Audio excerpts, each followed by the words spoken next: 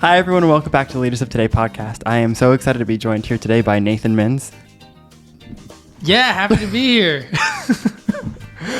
You want to give a short little introduction of yourself, Nathan? Yeah, my name is Nathan Minns. I'm the founder of Greenlight Improv. We use improv as a tool to cultivate resilience, communication skills, and creativity while bonding teams together. And we're based in Columbus. Yeah. Nathan and I know each other from a program called COLA, which is really cool. And I guess I'll jump into my story really quickly then. Let's hear it. All right. So I don't even think that you're in this story. Great. But I Great. No, go ahead. I wanted to use a story from COLA. So I went to COLA in 2018 as a student for the very first time, and you looking at me like that when I looked over there was very off-putting for some reason. I was at COLA in 2018 too. I was there. Yeah, so I was at COLA in 2018, and I remember the first day I walked through the doors, and I was like, well, first of all, it's at KIPP High School. Was in 2018. It was at the high school, and I walked in this building. It was humongous, and it's like the nicest high school you've ever been to, like by far. Yeah. And I walked in, and I was like sitting alone by myself because I didn't know anyone when I walked in, and so we sat there for like a whole hour straight, and I didn't talk to anybody. So my first introduction to COLA, which was like a leadership conference that I learned so much from, was that I just sat by myself for like 30 minutes because I didn't know anybody. And Jordan talks, and that was the hour, right? Well, it was before that hour. And we didn't have our cohorts or anything. You got there early. No, because it was that year for some reason they were like, we're going to leave a whole hour at the beginning to not talk about anything so that they can start to talk to each other so they know each other. And then I didn't know anyone, so it was just really awkward and I didn't really talk to anybody. I do remember that. Yeah. I remember that intentionally in the planning. Yeah. Thinking, oh, well, they'll all get to know each other. Nope. Didn't happen. It was very awkward for me. Well, I'm sorry to hear that, but I'm glad it was a good experience. I mean, I learned so much from COLA after that. It didn't Sweet. hinder my learning. It was just very awkward. Yeah. The very first time. Well, I went to COLA in 2015, so I was a participant in 2015. Old man.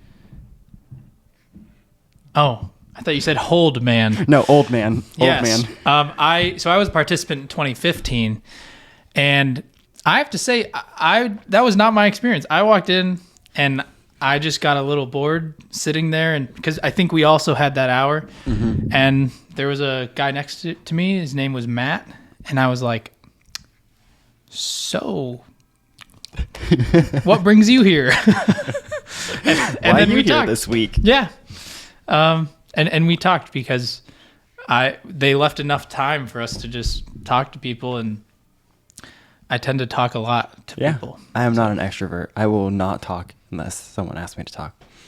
I guess less of that now, but more of that when I was in high school. I didn't like to talk to people. Really? Honestly, it really is. I don't really talk to people unless someone talks to me first. Unless I know you. That? Yeah, I'm not going out of my way to talk to people. Mm-mm. You prefer it that way, though. Mm-hmm. Yeah. That's good. I'm an only child. When I Part I of have my to be identity alone. is- I have to be alone to process things. Okay. So if someone is just constantly talking to me, I'm not ever going to process it. I probably won't process this whole conversation until I'm going to my next thing later. Yeah. We'll just do it, and I'm like, oh, that was cool. That part when we talked about that one thing. Yeah. I very much process externally. Nope. I very much process just talking, and then if I'm ever asking someone for advice, I'll start talking, and then as I'm asking them for advice, I go, never mind. I figured it out. I think that's what I'm going to do. Thank you so much for your help. And they're like, I didn't say anything. I didn't do anything. But you were very helpful, actually. Yeah. Yeah. That's super interesting. I'll have different personalities, different people. It's crazy just to think about it like that. Yeah. Yeah. Well, I think that we could probably jump into our first question. So just tell us your leadership story. So where you started, and then I guess how you are where you are today. Yeah, I would say my leadership story started when I was in COLA in 2015. Much of the ethos of COLA is telling students that they're not only the future, but they're also the now. Which is why we're called Leaders of Today. Leaders of today. You're leaders of today, not only tomorrow. So I think that's something it was the first time I'd heard that. Cola was also a place where I could go and meet entrepreneurs who were out there doing it. Yeah. And not that money's the only indicator of success, but it is a indicator, and they Absolutely had a lot of it.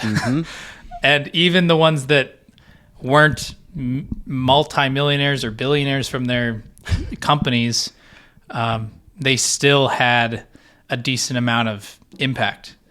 So that was the first time I got to be in the room with those people. And I think that was impactful because I could actually see what it was like. Right afterwards, I got coffee with some of them, and it was nice to actually see them. After Cola, I stayed involved, and I stayed involved in Cola. I was a project lead. I'm now on the board. I've been on the board for like 4 or 5 years. Nathan's so cool. He's on the board for Cola. Yeah. But I was on the board, and I saw these things and got to interact with these high-level people in the education industry sphere. And it was nice to be able to connect with people, and I think that mentorship has brought me up to where I can directly say that doing Cola allowed me to get my second internship. It allowed me to get my first job, and helped me to start pretty much every company I've started. Yeah. So that one experience, that 1 week-long experience, I can directly attribute most of these things I've done back to that week. That's super cool. Honestly, same thing for me. I had so many of my ideas from Cola and just the people that I got to work with throughout that week. So Cola is seriously one of probably the most impactful programs I've ever gone through. Yeah, and you did it in 2018. I did it in 2018. And I was there. Yeah.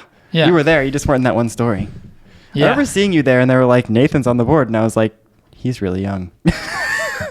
Yeah, I mean, 2018, I was 20. Yeah.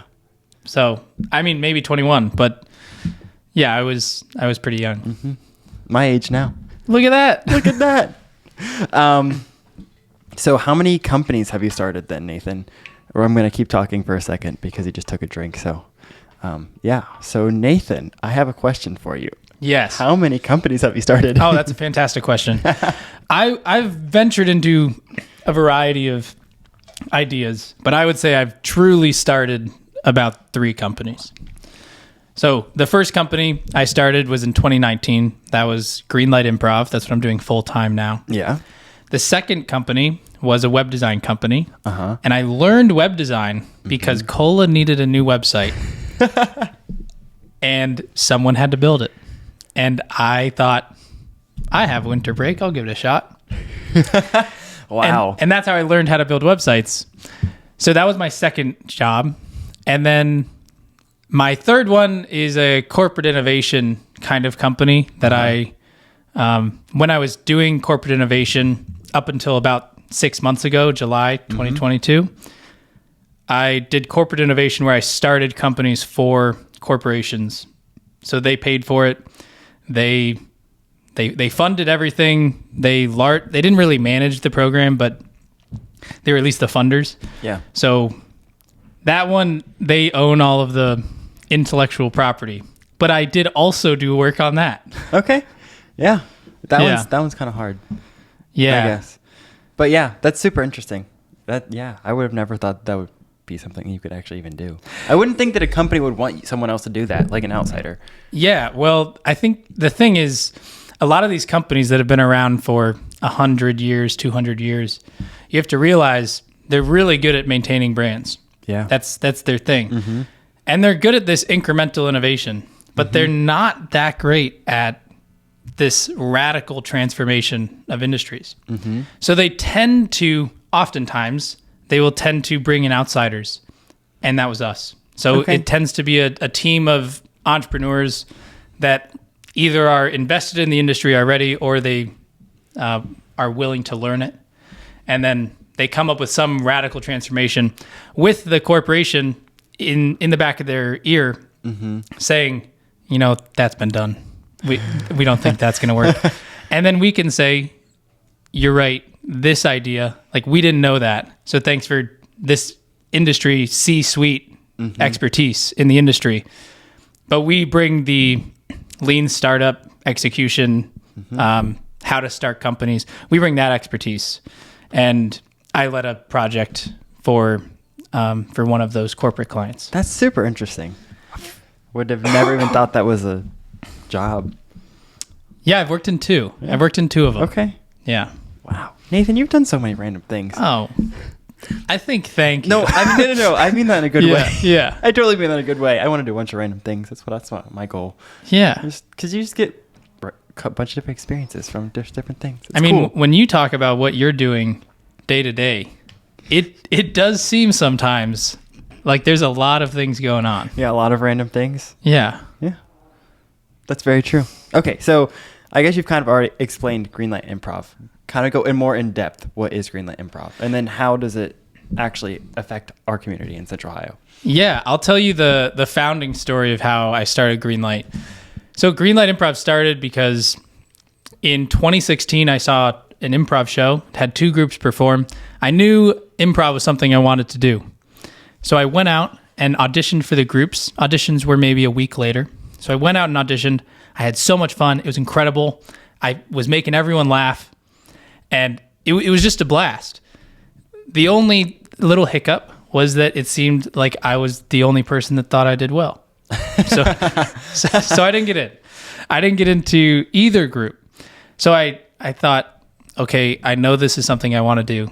So I took a step back and I started taking classes, getting training, trying to put in some of that work. And what I realized was after I had been doing that for a bit, auditions were coming up again. Uh-oh. So I went back and again, I had a blast. I did so much better in these second round of auditions, but the exact same thing happened. Oh. I felt like I did incredible, but clearly not incredible enough. And in total, I auditioned 7 times across these two improv groups until I finally got in to one of them. So when I was auditioning, I realized 2 things. The first is improv's a learnable skill. It wasn't their fault that they didn't let me in. I was bad. I didn't deserve to get in. This is totally, they had a certain set of standards for their performers. Yeah. And I was not at that level. So after 7 auditions, I got up to the point where I was good enough to be able to get in. I also realized that as I was improving on stage, I was improving off stage too. So as I was becoming a better improviser, I was becoming a better communicator, more creative, more resilient. I could work better on teams. And I found that my other improvisers that I knew were experiencing the same thing. That's interesting. And then now I know that there's research to back all this up, but I really didn't at the time. But I started looking more into that research, into the experiences of all of the friends that I had. And I started Greenlight Improv because I wanted to give the experience of being an improviser, give all the skills that improvisers naturally develop, like that creativity, resilience, communication skills. But I don't want people to have to become improvisers because a lot of people just don't want to. And I recognize that. So all of our programs at Greenlight Improv are designed for people that do not want to perform. So it's not like we're taking improvisers and making them better improvisers. We're taking people that sometimes have never heard of improv until we come in and giving them the skills, the work skills that being an improviser gives you. So yeah, for sure. The first time that we did improv in 2019 at Cola, I came back as a intern, and yeah, I knew what improv was, kind of, but not really. Like the way that you lay it out is so much different, and honestly, it's so much more fun. We're having Nathan at our leadership conference this year, so we're super excited about that too. But it was so good that even we're bringing you back on. Yeah. So typical improv is 5 to 6 actors get on stage. They ask for a single word, and they use that word to inspire scenes for like 20 to 60 minutes. So it's like, whose line is it anyway? It's sort of like whose line is it anyway. You probably hate that. That is one so kind much. of improv. Yeah. And what I just described is a very specific kind of long form improv, but that's a good gist of what improv is. We define improv as any time you don't have a script. So whether you're on a first date, a job interview, or right now, we're all doing improv. How can we do that better? Connect with people better. So that's the basis of Greenlight Improv. That's super. Yeah. I would have never thought in my mind that this would have been like something that would work or like something that I would even enjoy. But after doing it, I mean, I've done it, twice now? Because I did it in 2019 and 2020. What year is it? 2023 now? So we did it in 2022. Yeah. Yeah. So I mean, at both colas, it was super interesting and a lot of fun just to go through it. Yeah. I mean, sometimes people are afraid that they're going to be put on the spot. They're going to be asked to make everyone in the room laugh, and that it's terrifying. But that's not what we do. Uh-huh. It's not fun for the participants, and honestly, it's not fun watching it. So we you're don't not do like, that. haha, you're failing. Yeah, like bad improv is just not funny. Like it's not that interesting to watch.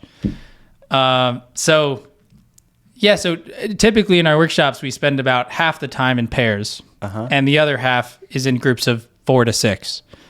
But we're never, in general, unless people want to, we're never really saying, all right, Jordan, come on, get up here. And you can come up here too, and your word is tomato. Go ahead. You have an hour.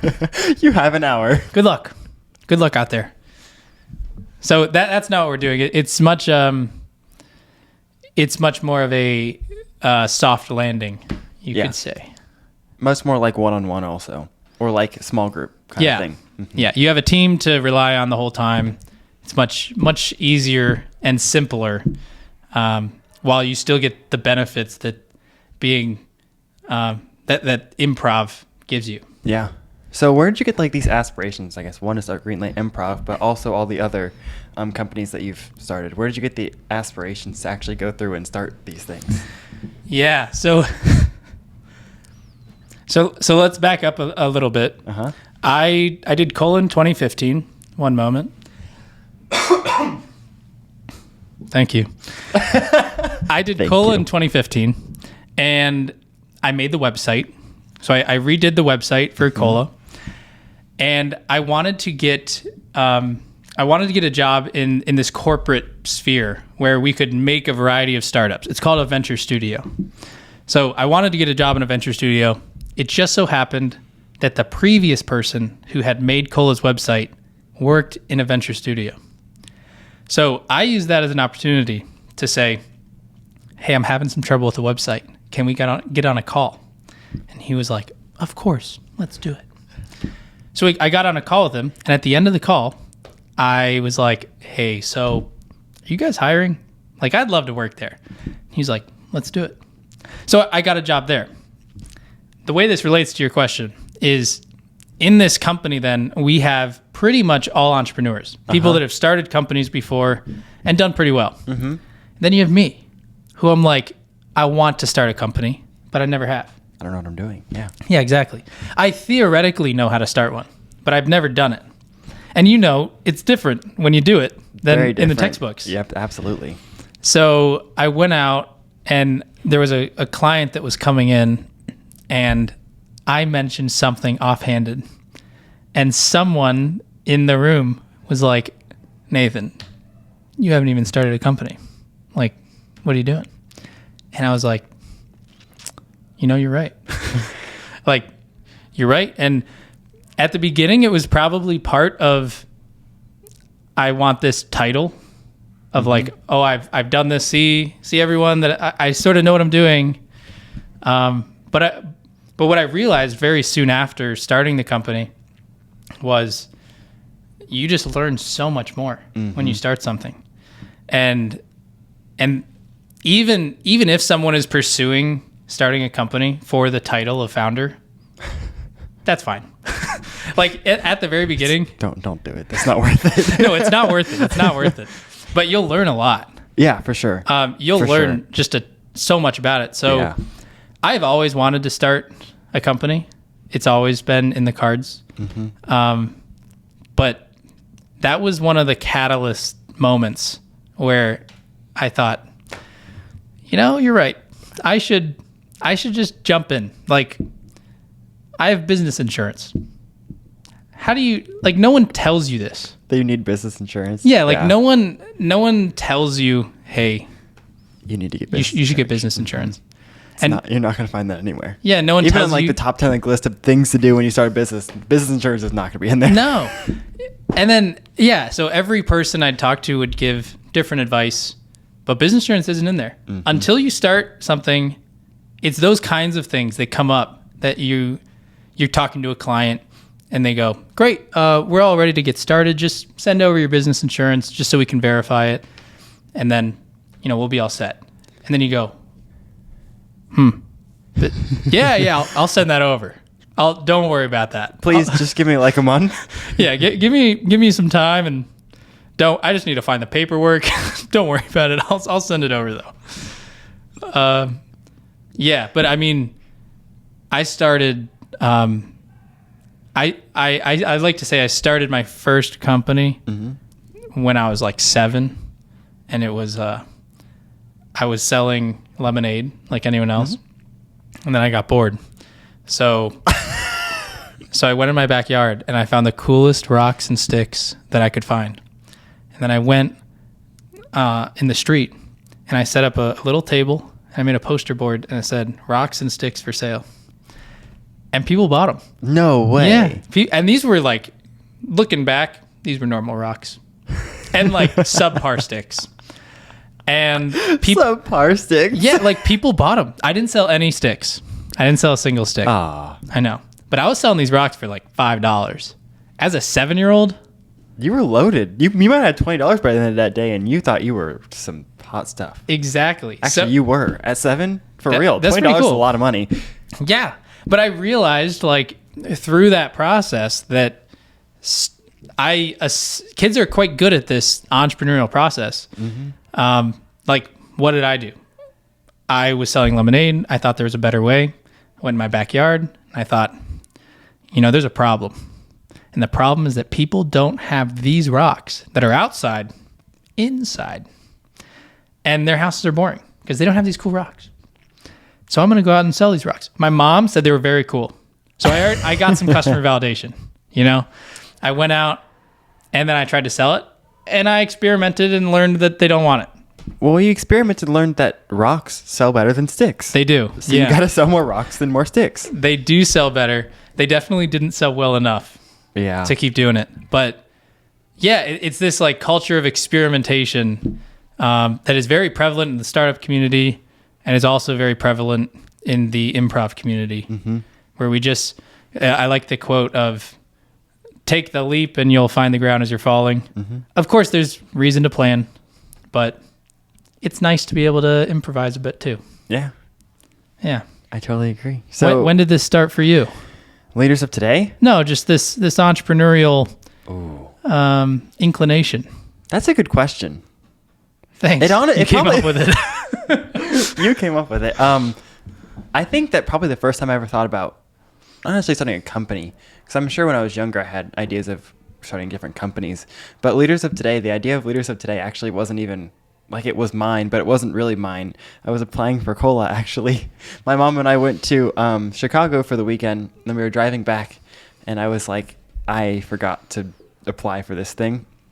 So I was like, I'm going to do it right now. So we were driving back home, and I was asking her questions. I was like to get help with it. And this was like, it was probably like 9 when we like left. So I only had a few hours to apply that night because it was due at 12 o'clock that night. Okay. So. And you need, just for awareness, you need a letter of recommendation. I had one of those. I already had a letter of recommendation. Oh, you just had one? Yeah. Yeah. So no. Like I asked someone to write me one. Okay. I just hadn't applied myself yet. Oh. I see. Yeah. So I was doing the application, and one of the questions, for some reason, led my mom to be like, you should start a nonprofit. And I was like, that sounds like a cool thing to do. So you stumbled into it. Yeah, basically. So you had the same thing where someone was like, oh, you should do this. And you're like, okay.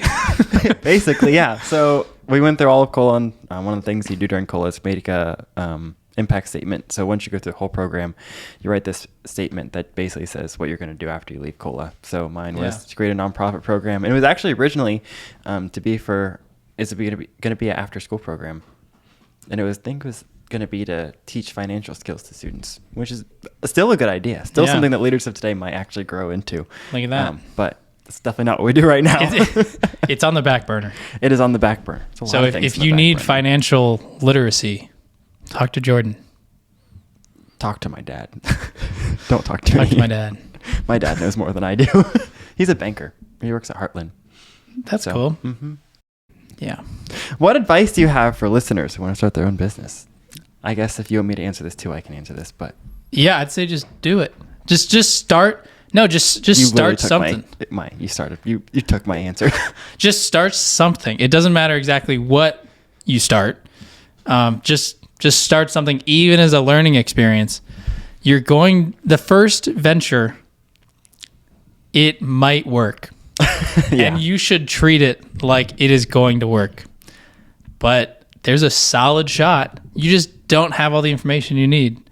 Like number one, like talk to your customers, right? Talk to your customers and your users if those are different people.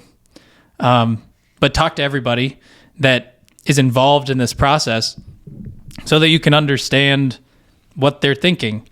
But don't let that stop you from just putting something out into the market, and the market will respond pretty fast. It responds, positively or negatively. Yeah. And I was going to say the same thing. Just start something. Just go and do it. Find something you're passionate about, and then go achieve that. And then surround yourself with people who are good at things that you're not good at. Like for a nonprofit, it's different than a company, but you have to have a board of directors. So I had to have people come around me to start a nonprofit, because technically nonprofits are owned by the boards and not the executive directors, unlike companies who are owned by the CEO and not the board of directors. So it's backwards. But I had to find people to come around me, and so the people I chose were just good at things that I was very not good at. Uh-oh. What just happened? Let's time out for a second. It was black for a second because the camera turned off. That's okay, but yeah, I mean, I would say like the other thing that was very impactful in my entrepreneurial journey was going to Startup Weekend and Give Back Hack. Those are two weekend programs that you start a company in a weekend, and it's very helpful to be around people that give you that process. Yeah, Have you done one? I've never heard of either of those things. I'm about to put that in my calendar to go to them. I got to sponsor Give Back Hack this year.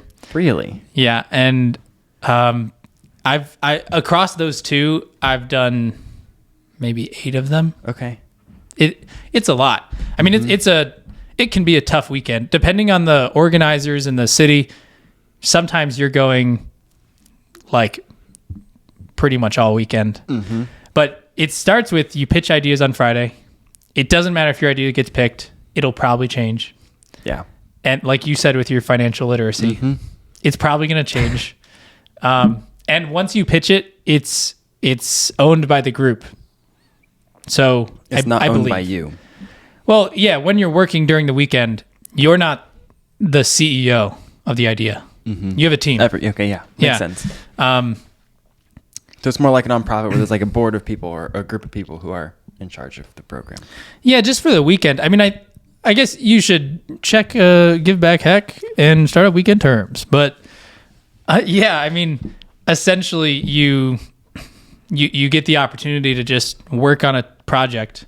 You have speakers come in that are experienced, give you some more advice, and then you get to pitch in front of investors, and you could even win a Greenlight Improv workshop.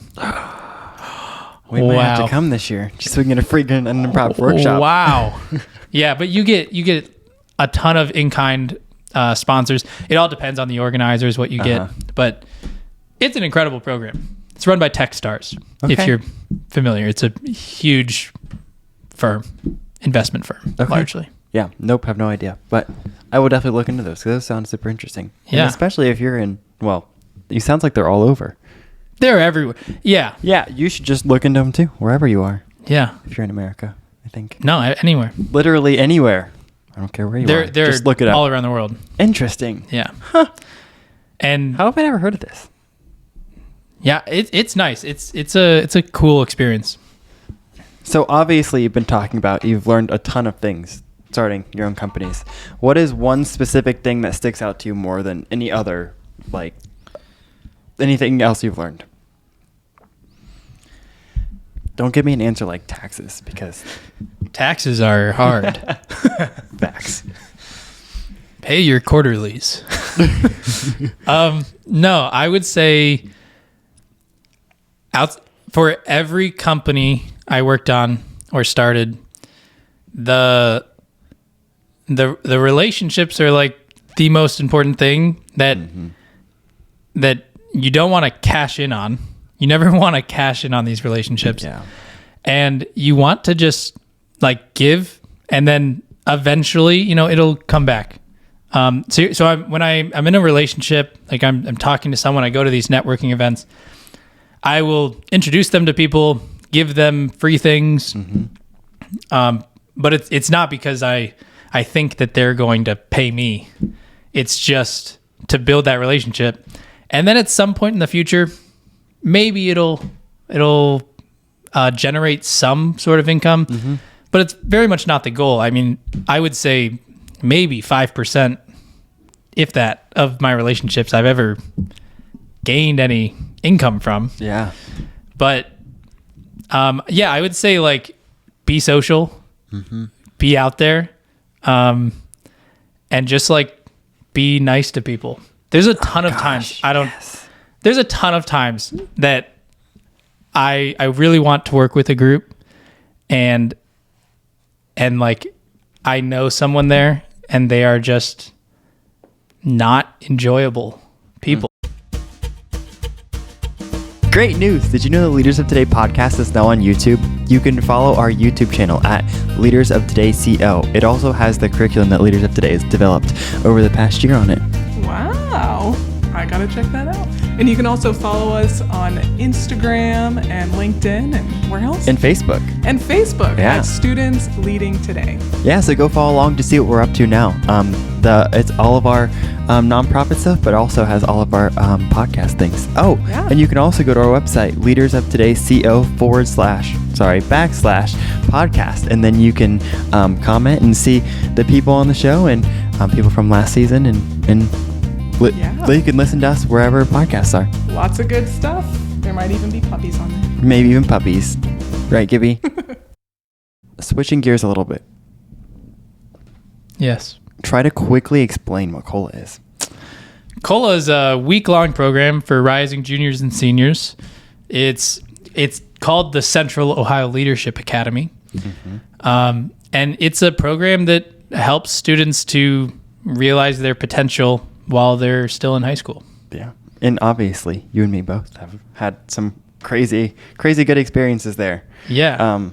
I guess our board president, Madison, she also went to COLA with me in 2018. And then another one of our board members, Izzy, she went to COLA with us in 2018.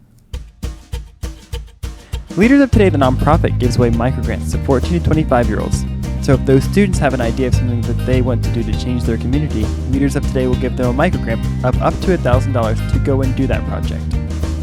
This year, Leaders of Today has added an education component of our nonprofit. We have developed a leadership curriculum discussing our 7 values: leadership, generosity, teamwork, innovation, networking, service, and fun. These videos can be found on our YouTube at Leaders of Today CO. We also have used this curriculum to host 2 summer programs for both high schoolers and middle schoolers, as well as an annual high school conference. We are now expanding by developing a 7-week high school leadership training. Cohorts will meet weekly to enhance their leadership skills.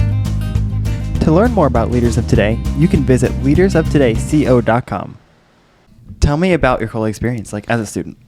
Yeah, so I did COLA 8 years ago, something like that. It was in 2015. Yeah. So it's been a while.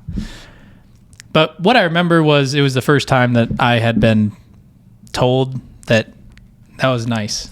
Thank you.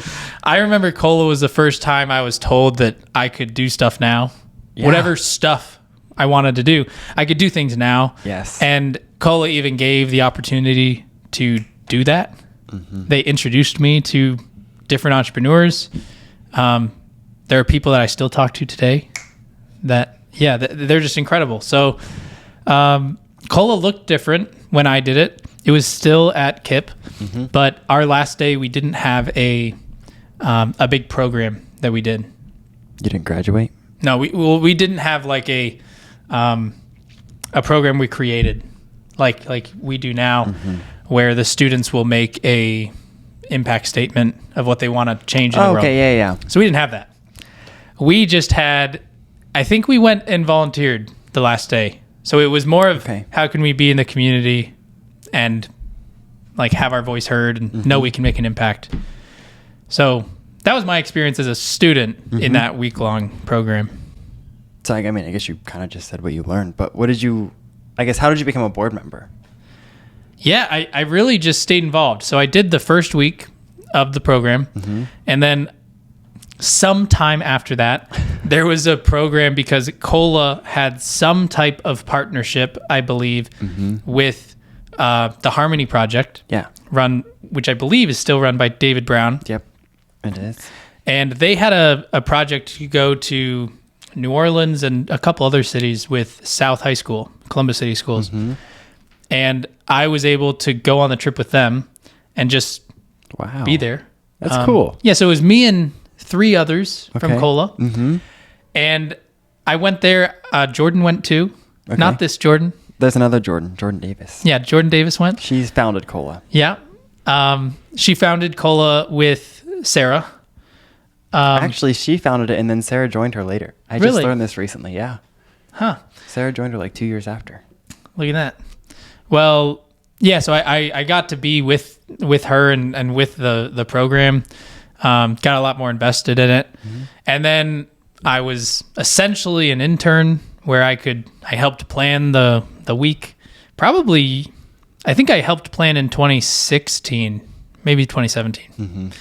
And I helped plan. I helped during the week, just do random things. Yeah. And then as I was interning in a room with Kevin, at the end of the program, they told me that the next year I could probably facilitate.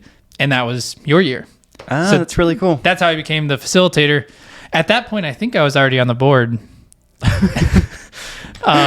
They just really like you. Yeah, I think that it was because they maybe wanted a student voice on the board or a younger voice that had been through the program. I've never asked. That's my guess. That makes sense. Of why they brought me on. I would venture to say it's probably true. But they have a lot of high level experience. I know. The board is made up of people who have worked in education for decades, like some of them 40 plus years. So I've had to go and talk to the different board members. I don't know if I've ever talked to as a group. I don't think so, but just because of the alumni program. I was on the alumni board. I think I was kind of acted as the president, even though we didn't really have roles. I kind of did everything. So they always came to me for questions. Yeah. Yeah. I mean, we did, I think they just wanted me to be there so that I could like they have this high level experience. They work with students all the time, but they're not a student. You know, they have a lot more experience. But I think that's where it came from. That is interesting though. Yeah. I guess what things have you learned from being on the board? The board taught me what high level conversations are like, because these are people that have so much experience. Yeah. I was like 20 when I got on the board. So they're talking about fundraising and writing grants and strategies of how to do all these things. And I'm sitting there like, hello, thank you for having me today. My name is Nathan. I agree. I think we should apply for grants. I think that's a good idea as a nonprofit. We should have enough money to function. I agree. And so at the beginning, I had no idea. But through those conversations, it was helpful to realize that the title doesn't make them be able to have the conversations. Yeah. And too, from leaders of today, it's something now, those are kinds of conversations I'm having like every day, where it's somewhat high level. It also gets into the nitty gritty of it. But it's like the ability to switch quickly is important once you're running something. So I think it was the experience of seeing how very experienced leaders interact with each other. Yeah. And how that tends to be quite different than high schoolers working on a group project. Absolutely. Yeah. Tends to be very different. Very different. So if you can get yourself in a room with more experienced people, it's a great time. Seriously, yeah, that's great advice. Like, really, because I've learned a lot from just being on different boards and having different conversations with like higher level people. One of my goals every week is I try to go meet with an executive director from someone, usually around Central Ohio, but sometimes a little bit further out. And yeah, I literally learned so much from those conversations. Like, I always walk out and I'm like, whoa, I learned so much there. You and then can I also try to implement those things in Leaders of Today. Yeah. You can also always play the student card. Yeah. So you can go, like, literally, if you're starting a company and you can start a company in web design, let's say. If you're starting a web design company, you can literally go to your biggest competitor and say, hi, my name's Nathan. I'm a student. You can even tell them, I'm doing some of this. I'm doing some web design. I'd love to just buy you coffee, talk to you about how you do this. Uh-huh. And everyone loves students. Everybody. And your Everyone competitors, because you played the student card, you can ask them questions that no one else can ask. Yeah, them. no one. They'll answer correctly. Yeah. If a student asked me revenue numbers, there's a significantly higher chance I tell them than telling Me. just like a random person. Yeah. It's like, oh, numbers. Tell me all your numbers. But yeah, there's something about students that they just want to learn. Uh-huh. So you can play that student card. Absolutely. I always tell people, just ask. It doesn't matter if you want to go shadow them or if I'm to coffee or lunch, just go ask them to do it. Yeah. I know it's a big step and it's really scary, especially in the beginning. But like once you've done it a few times, you realize how much you learn. Yeah, like, for real. Can I tell a quick story? Yeah. I did an acting program in New York after my freshman year of college. And as I was walking around the street, there's this guy that walked up to me. He was like on the street corner, and he just had some stuff in his hands. And he walked up and he was like, hey, do you want to buy a figurine? And I was like, no. No, I don't. And he was like, come on, 50 cents. Or I think at first he was like, it's only $5. And I was like, I really don't want it. And he was like, fine, 50 cents. And I was like, I don't want it. And he was like, I'm just out here practicing my sales skills. So like, will you please buy it? And I was like, no, man. I was like, I just don't want it. That's so funny. But that's like a very commendable thing to do. Yeah, for to real. go out there and just say, I want to get better at sales. And he probably went around his house and thought, I don't want this. And just went, would you like to buy it? And the sales, like, that's how you can learn some of those skills. Yeah. You're just like, I need to get better at sales. He doesn't even know that you took that much away from him. Yeah. Jordan, would you like to buy my computer? No, please. No, I have one. Yeah, could have two, 50 cents. I mean, if that was 50 cents, I'd absolutely buy it. But that's true. Yeah. What is a piece of advice that you were given that has stuck with you? I know that I'm sure there's lots of them, but what is something that stuck with you? I want to get this quote right. Do you want me to say one really quick? I have it up, but you can say yours. Yeah. All right. So when I was in high school, I went to St. Francis Sales High School, and so St. Francis was like, his quotes were all around our school, but there was one, and it was on this row of lockers, and it was right above it, and it said, "Be yourself and be that well." And I think that's probably something that has stuck with me more than anything else. Just throughout my life is just go and be yourself. You can only do what you can do, and only make impact you can, and only have the conversations that you can. So just go and actually have those and do those things. Yeah, I think that's interesting. It reminds me of another one that is not my quote, but it reminds me of a quote that I do like a lot. And it is on this home screen that I have. And it's, as long as you live, keep learning how to live. So you're going to make mistakes. That's part of it. Mm-hmm. But as long as you're continuing learning this process of life, there's something to that. Yeah. There's something to learning it. All right, what's yours? My quote is, I learned it at Cola. Oh, gosh. Yeah. Cola. I know.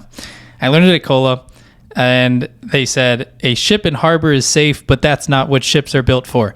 I believe it's John Shedd that said that. Okay. But that helped me, in part, realize in July 2022, I quit my corporate innovation job to go full-time into entrepreneurship. And in part, I wanted the ability to fail. Like I wanted to know, okay, right now I have this corporation that's I'm working with, and just as the nature of, not even that corporation, but in general, corporations tend to be more risk adverse. Yeah. So you want to do something crazy, they tend to want to pull you back just a little bit. Mm-hmm. I wanted the ability to say, like this, I am the ship in this case. Ship in harbor is safe, but that's not what ships are built for. I'm the ship. I just want to be out in the open ocean and see what happens. I want to see if I can sustain that. And I figured either I would be able to sustain it, and or I would learn a lot. And so far, both of those have happened. Yeah.